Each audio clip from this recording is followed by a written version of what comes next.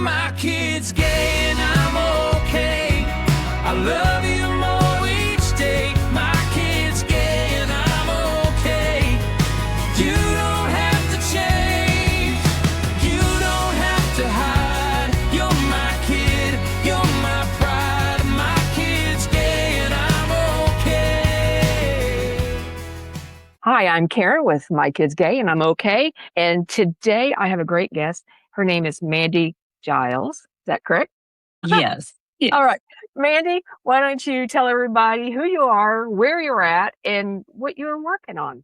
Yeah. Thanks, Karen.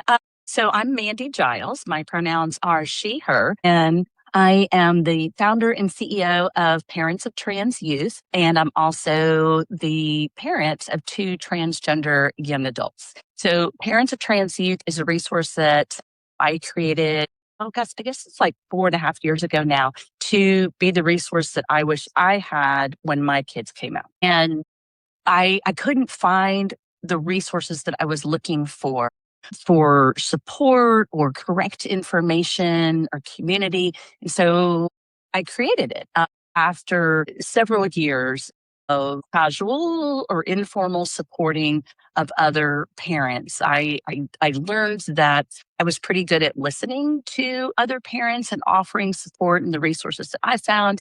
And I found that parents were hungry for that information and for that connection. And so I created this social impact business to provide that learning, support, and community to parents and caregivers of transgender, non-binary, and gender expansive kids and young adults. So, gosh, what we're working on right now, we've got so many different projects that are happening.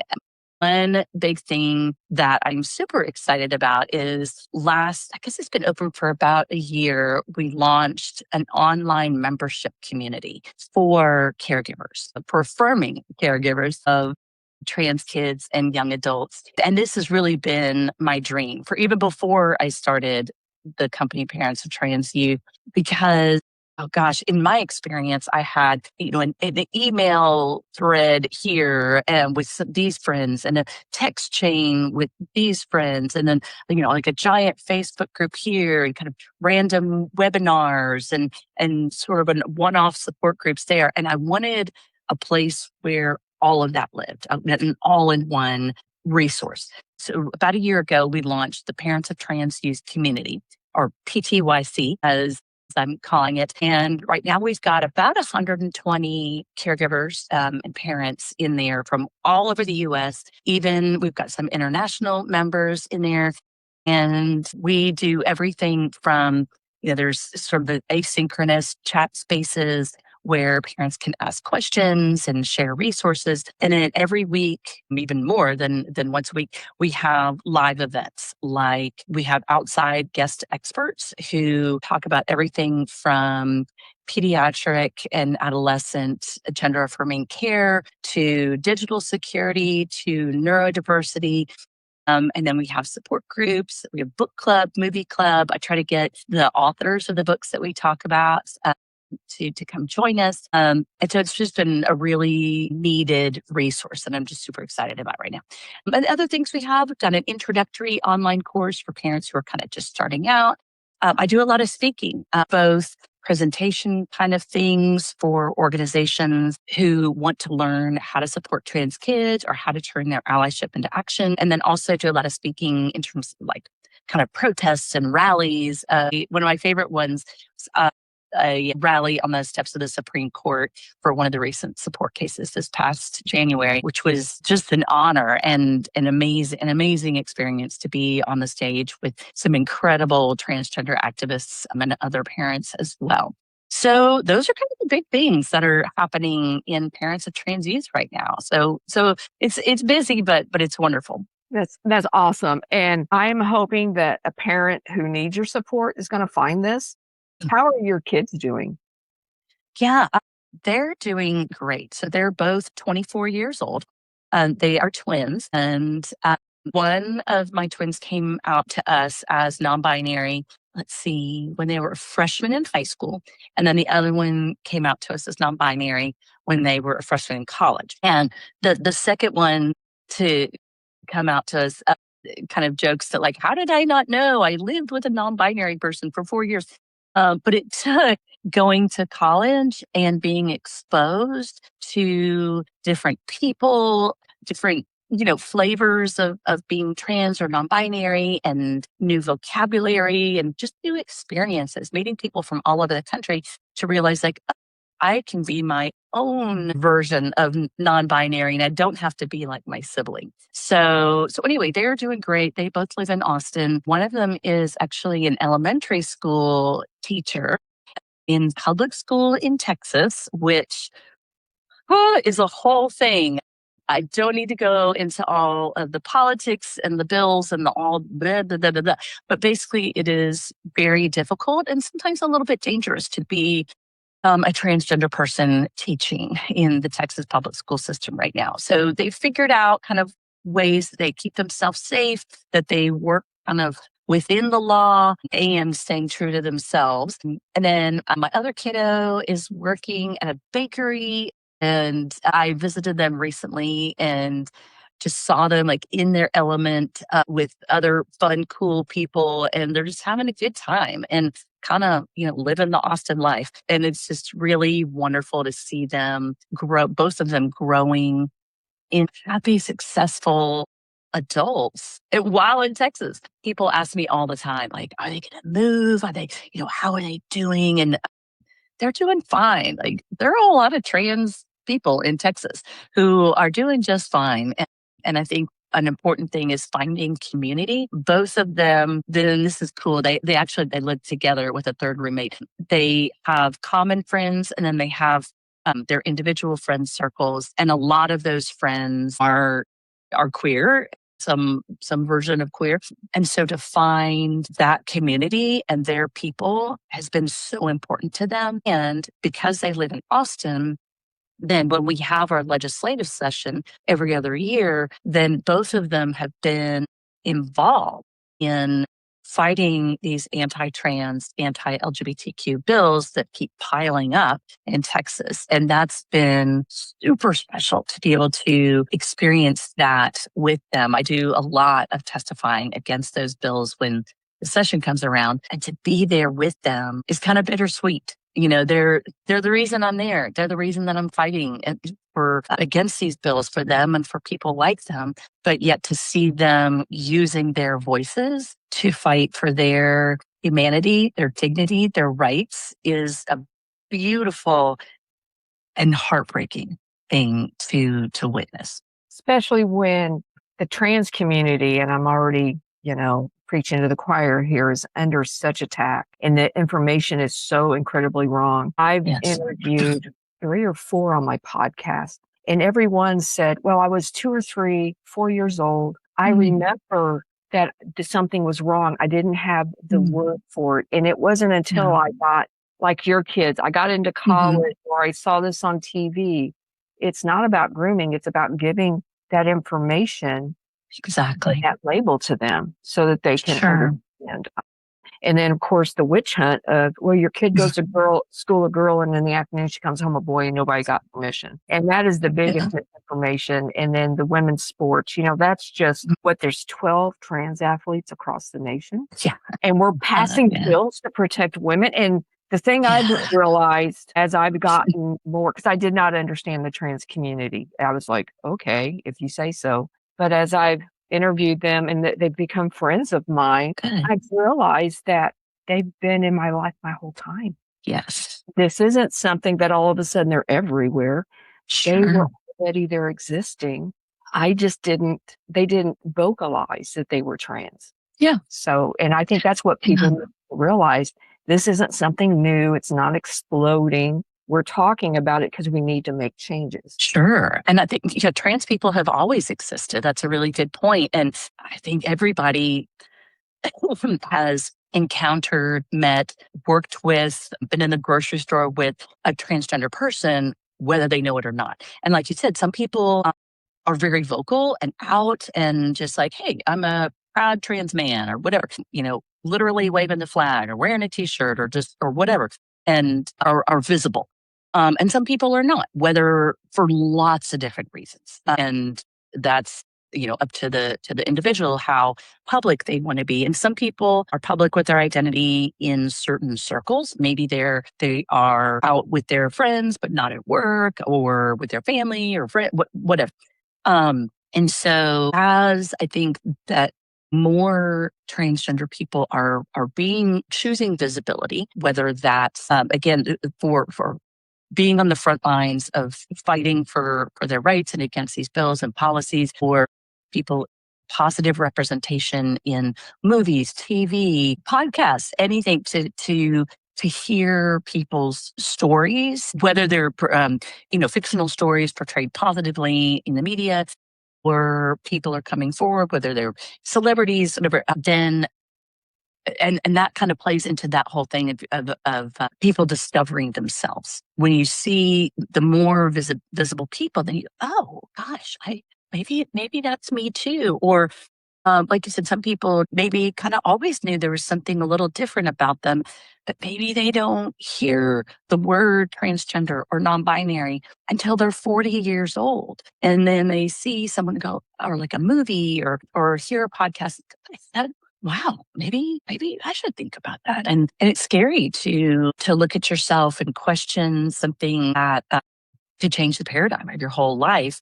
And it is incredibly liberating for so many people to hear all that. And with all that visibility, as you said, it comes the backlash of people who like the status quo and don't want anybody to mess with it. They enjoy their power, their privilege, their access. And there's some people that are just bullies. Yeah. I mean, I'm going to say just I get it online with the stuff that I post, and I'm like, really? Yeah. This is the way we're going to go? This is what gets you going? Yeah. And same. I'm very active on social media through the Parents of Trans Youth account. Oh my gosh, just like, what? Do you not have anything else to do with your life than to go find a reel of mine from 3 years ago and write something nasty? Like, they took time to look at. So whatever the reason is, of this backlash against transgender people. And there's lots of reasons for that. Just like, they're just bullies. Absolute modern day witch hunt. I try not to get political. Okay. But you cannot. We will talk about what you guys are working on the political end of things, because the trans communities the LGBTQ plus community, the trans right now are just being scapegoated. So, but I'm just appalled that, like, the Indiana governor, that's where I live, his first day he wrote an executive order saying, there's only 2 sexes. There we go. Look what I did. And I'm like, really, buddy? This is me. This is my tax dollars, and you're writing this in executive order? And that to me was a do nothing legislation. Yeah, it's not even, if it's an executive order from a governor, then it's not even legislation. And and that's what everything gets a little murky. And people go, well, wait a minute, is that law? Or I don't know. Or wait a minute, what about, how does this relate to bathrooms? And so the point of that kind of stuff is to create this fear and chaos and confusion. And there are some people who do that really well. Work around. Yeah. So I meet this woman, and then as we're talking, she says, I'm a trans woman. Had no clue. I was like, oh, okay. She goes, I have an XXY chromosome. And I'm thinking, I don't know what that means, because it's been a minute since 8th grade biology. So after the thing, I look up XXY chromosome. I was like, oh, XY and XXY is just a little extra. Okay. The doctor identified her as male at birth. Okay. Both body parts. So XXY. So then in her 30s, she transitioned to female, and it took her a few years to do that. That's another misconception. Yeah. So a month later, I'm in Bowling Green, Kentucky, which is about 6 hours apart. And this woman comes up, goes, I'm XXY chromosome. And I'm like, okay, this is a lot more common. And when I look it up, it is XXY is very common. And then there's like 23 variations of the XY or XX chromosomes in the human thing, that they're not right or wrong. They're not fluke. Yeah. Right. And actually, the being transgender has to do with your internal gender identity. And what you're describing is actually intersex. If someone is born with variations of chromosomes, anatomy, or hormones that can't be classified as typically male or female, and that could be, yes, anatomy, and really it's a misconception that people have, like, quote, both body parts. There are a lot of different variations, and so some intersex people do identify as transgender and some do not. Like, for instance, I know somebody who was raised as a girl and is a woman, identifies as a woman, and she found out, I think, and this is very typical, when an adult has some medical issue, they have to do a blood test or maybe surgery or an ultrasound or something. It turns out she has undescended testicles. And so she's like, well, wait a minute. What does that mean for me? And so she is intersex, but she does not identify as transgender. So it's fascinating, just the diversity of humans and of however you look at things, of nature, creation. And yeah, it's us. And of course, there's lots of legislation that goes around intersex people too. So yeah, it's fascinating. Yeah. And I think if people could be better educated, we could be making better decisions Sure. as well. So, and stop with the, as I say, the witch hunt. Sure. That's all that, to me, that any of this is. My daughter, and in the alphabet community, there's LGBTQ plus, and each one of those letters represent a very distinct set of barriers based off of how the world chooses to see them. I think that's what I'm learning as I go through. My daughter came out as bi, and then down the road she said, "Hey, I'm a lesbian." I was like, I don't care. And but to watch her blossom, just like what you were talking about with your kids, I mean, she's thriving. She's been married for almost 8 years. Great. That's awesome. They've been together like 13, and they're just hitting it on all cylinders and living a great life together. And that makes us feel good as moms when our kids are happy, and thriving. So, and I know probably you're ready to go to battle if somebody kind of starts the bullying, because to me, this is just nothing but bully. Because there are some people who want to learn. There'll be somebody that's going to find this podcast who wants to listen to everything and learn and make more informed decisions. But then there's going to be somebody who's going to listen to about 20 seconds of it and then just try to rip us a new one. And those, to me, they're just bullies. And they're not wanting to engage other than to fight. Right. So, and yeah, I try to ignore them, and I try to just delete those comments. Yeah. Sometimes I'm like, I don't leave it up and let the world know what a jackass you are. Yeah. Yeah. There's like, yeah. It's my world too. So what are you guys working on in Texas right now? Or do you work on a national level as well with legislation?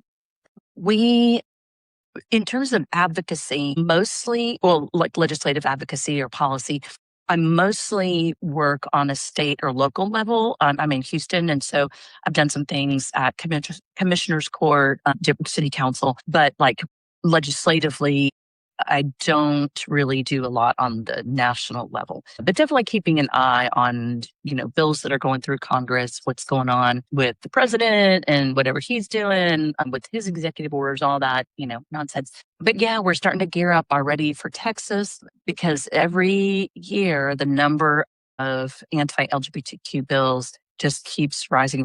Last year, or last session, it was, I think, 209 anti-LGBTQ bills just in one session. And that session is about 3 or 4 months, which is just, it was like playing whack-a-mole, trying to get to these public hearings to be able to give your testimony, because sometimes there were multiple ones in one day, or, maybe a committee had a certain bill on the agenda. It was very tricky, and sometimes put that to the very end. And so then you wait 17 hours for your turn to testify. And by then you're bleary eyed and hungry, and, you just want to go home. But yeah, we're gearing up. I'm hopefully going to be working with some other organizations in Texas to help parents advocate for their kids in kind of on I guess in a civic way or in a policy way, while still staying safe. because it is a tough road right now in the United States to be the parent of a transgender minor,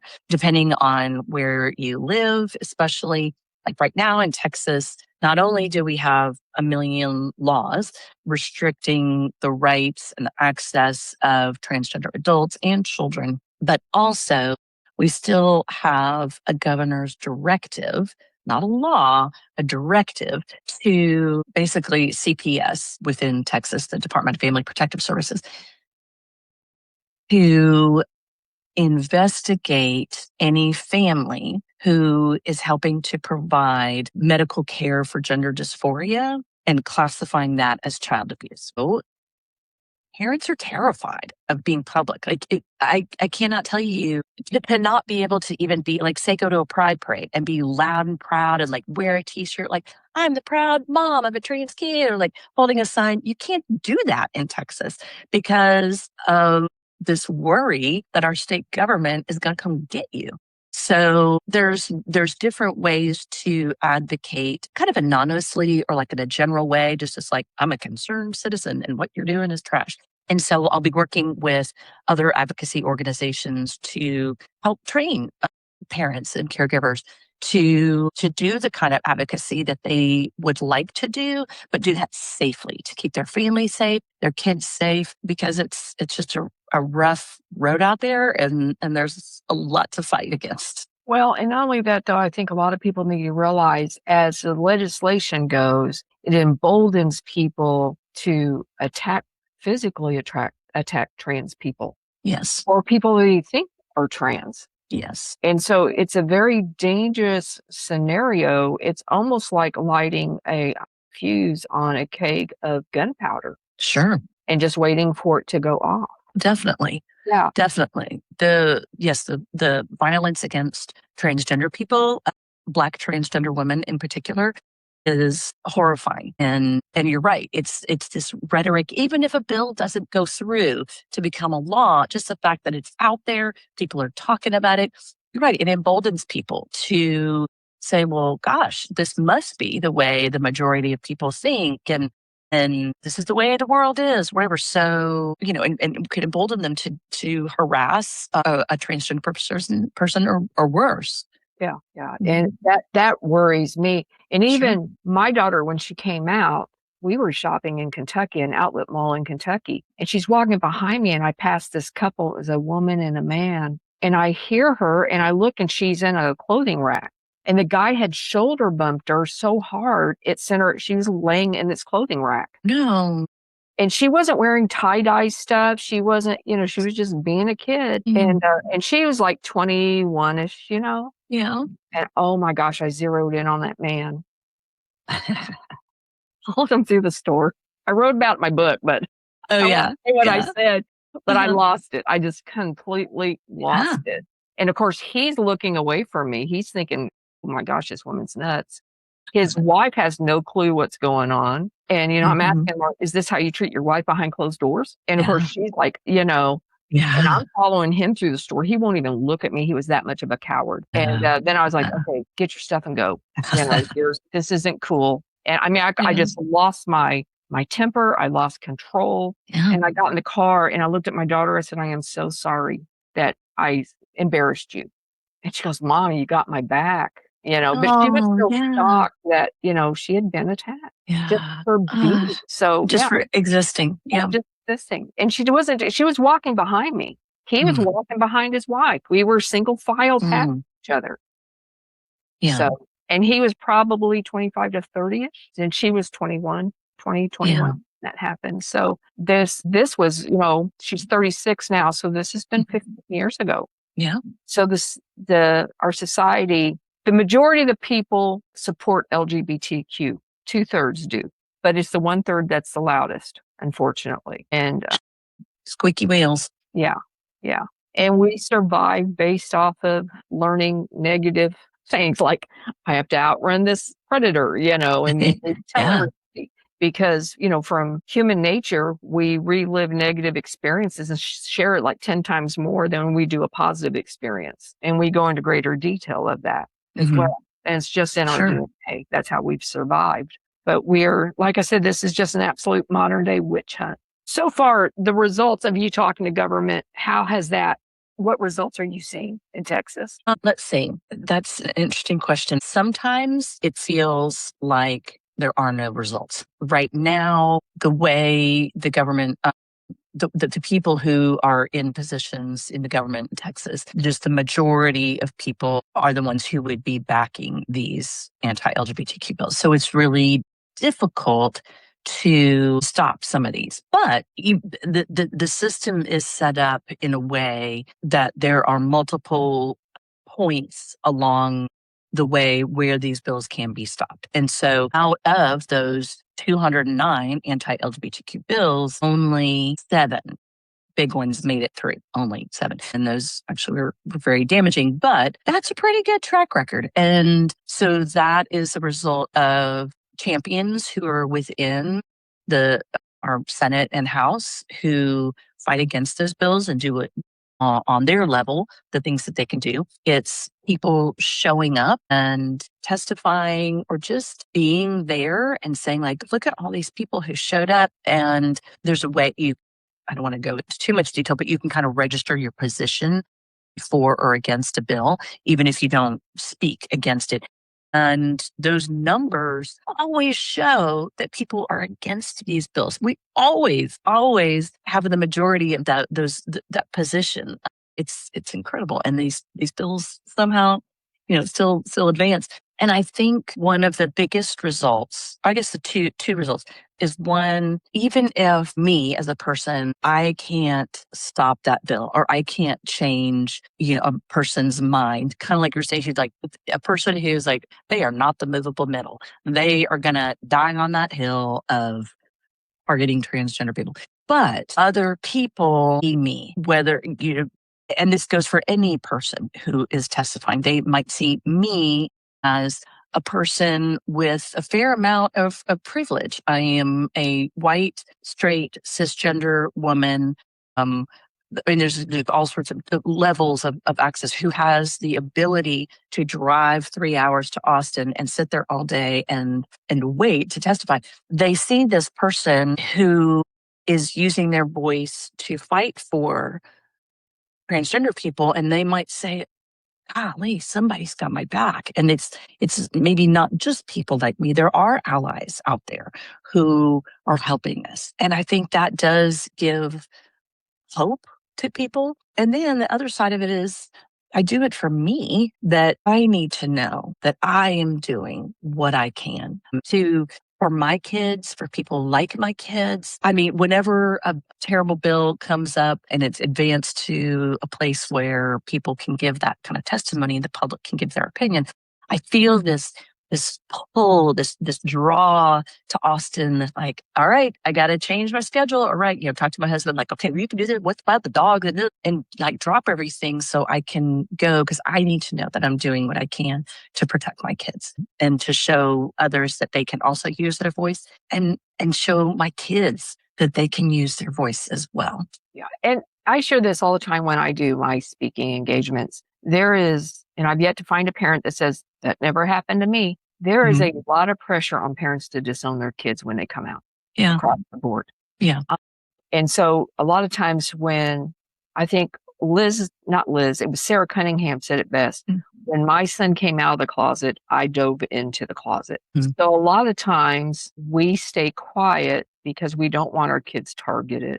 It's not that we're not supportive. So I think by the things you're doing, what I'm doing, because I'm 15 years into this journey. If you told me 15 years ago I would write a book, that I would find a nonprofit, and that I would do public speaking and do a podcast, I'd go, no way, no way. And yet here we are. And you probably similar journey, but somebody's got to do it. And then we also embolden other parents to speak up. This is a kid. This is what we're doing. When I was still working, I was doing something, and one of my coworkers said, how many daughter-in-laws do you have? I said, 2. She goes, oh, you have 2 sons. I said, nope, 1 of each. And her mouth kind of gaped open. And I don't think it was that, that my daughter was, married to a woman. I think it was just my response and how, like, nope, 1 of each. Yeah. And then I looked at her, I go, we're one of those families. And Uh-huh. this other man standing there, he just bust out laughing. And I'm just kind of Uh-huh. like going along my merry way. But I would never have, because I would have said, oh, my daughter's married to Bailey. Well, Bailey's a generic name. And if they Mhm. wanted to assume it was a guy 15 years ago, I would not have corrected Yeah. them. Yeah.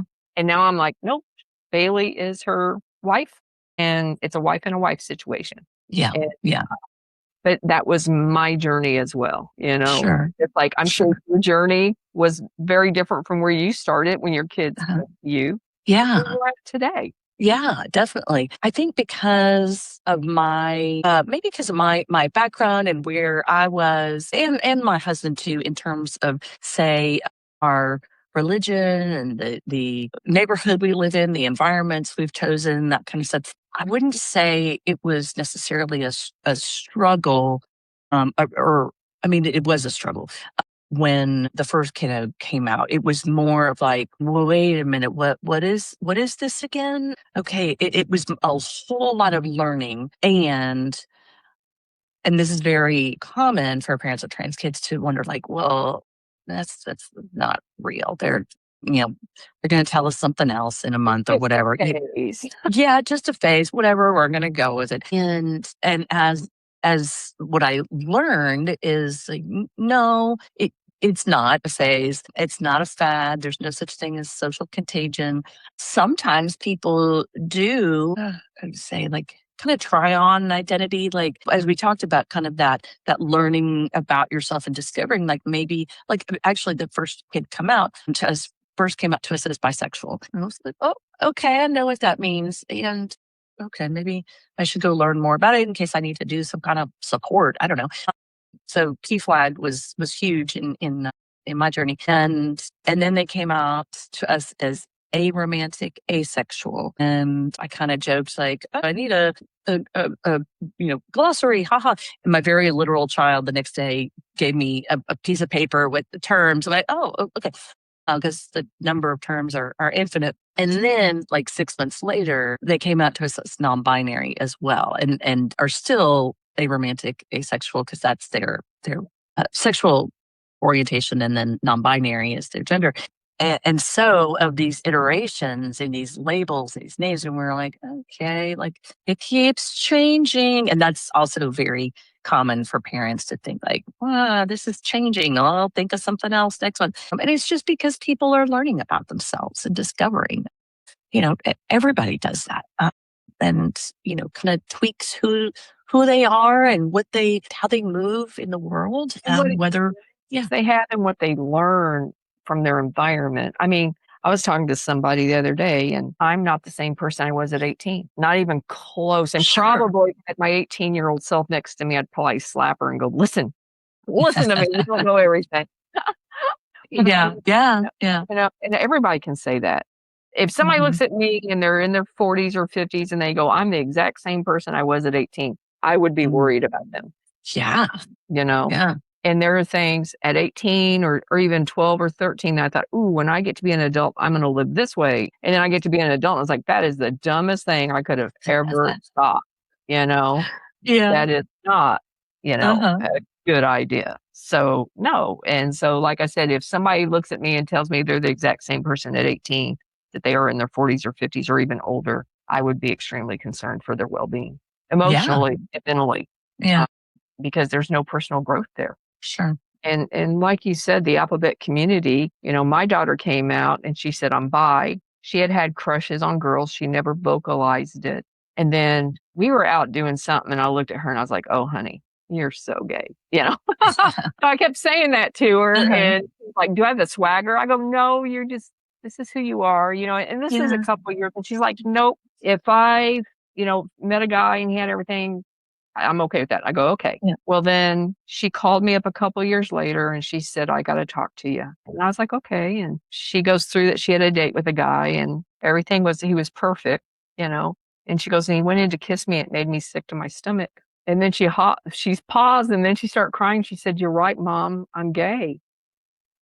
And I go, Mm. I don't care. And if God to change you back to being straight, whatever that means, I wouldn't want that because you wouldn't be my Rachel. This is just who you are. It Sure. doesn't change anything. And I I did a podcast a while back with Sam, and we were talking about if you could look at your baby in a nursery and the doctor says that kid's gay, would you abandon them? Wow. In the nursery? And somebody goes, well, that's a little extreme. And I was like, well, so is abandoning your kid when they're 12 or 13 years old. 47% of the LGBTQ plus community get disowned. Mm. I think it's higher than that. From my talks, it looks like almost 50 to 60%. And I know that figure's a lot higher in the trans community as well. I bet. So, and those are figures that really bother me, especially as a parent. Nothing changed from my kid. There was nothing that changed about her. She's still kind. She's still smart. She's a hard worker. All the things I wanted her to be. So how would somebody find more information on your organization? The best ways, I guess, two good ways.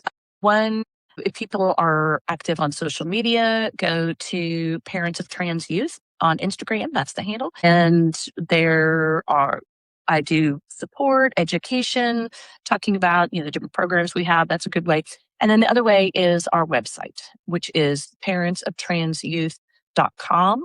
And that has all the things that you would need to know. And as a special little treat for your listeners, I have a giant resource list for people who are interested in learning more about transgender kids, the transgender community. There's books, websites, movies, resources, and you can go to parentsoftransYouth.com/resources.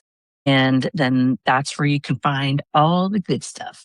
Good. Because we need that. That's why I wrote my book. I know Liz Dyer, Sarah Cunningham, they each wrote books. You probably ought to write your own book. So not that you don't have a lot of time, but one day. Yeah. So, and then as a mom, what do you wish? The thing that bothered me, it wasn't that my daughter came out. What I was worried about is how society now viewed her. Mm-hmm. So for a parent that their kid has come out, let's just say they came out trans, what advice would you have for them right now? Because I know they're already afraid. They're scared. Sure. Yeah. So what advice would you have for a parent whose kid just came out to them? The biggest piece of advice is believe your kid when they tell you who they are. They know who they are. They've been thinking about this for a long time and discovering themselves and doing internal work before they tell you. So they know who they are. And to the fear piece, I guess the way that parents can find hope and peace in knowing that their child will be moving in a world that does not always accept them is that there are so many transgender folks out there who are doing great. They are living their lives. They're just being regular old citizens of our society, and that there are so many people who are fighting for them in every state, every country. There are lots and lots of allies there who have your kids back. So everything's going to be okay, and they are not alone. That's the main thing, is that they're not alone. And then somebody who hasn't come out, what would you call that person? Do you mean a child or a parent? Could be, it's anybody, regardless of their age. They have just been hiding, and now they're realizing I don't hit the heterosexual norm. I'm within the alphabet community, and they're still scared. They're keeping that secret inside. And they could be 13 or 14 years old. They could be 30 years old. Mm-hmm. You know what? I'm going to choose to not answer that question because that's not my lived experience. My lived experience is as a straight cisgender person. And so it would be really hard for me to give advice to someone where I can't speak to their experience. Absolutely. Well, what else you got? Anything you want to add that we haven't covered? We covered so much. This has been a fantastic conversation, and people know where to find us and get all the good stuff. And I appreciate what you're doing on your podcast and in your work to help people learn more about the LGBTQ community. And I just appreciate being on. Well, I appreciate you coming on. And I also appreciate all the work that you're doing, especially in Texas. I lived in Midland, Texas for about 5 years. Yeah. It's a whole different. All right. Yeah. So, all right. So this is the end for My Kids Gay, I'm Okay. Thanks for listening. And I'll have resources at the end of this of where you can find Mandy's information.